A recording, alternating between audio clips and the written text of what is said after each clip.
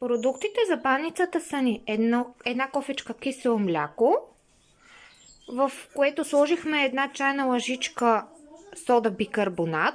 Изчакахме да шупне. След това добавихме олио, около една кафена чашка на око, да има повече олио.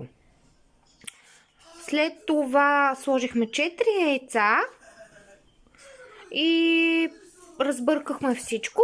След това сложихме корите и изгъваме ето така, за да ни се получат най-вкусните банички. Изчакай.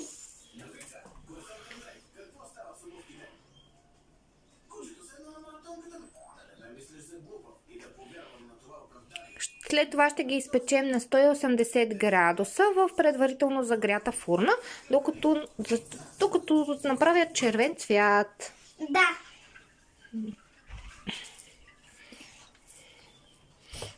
Искаш ли аз да те снимам?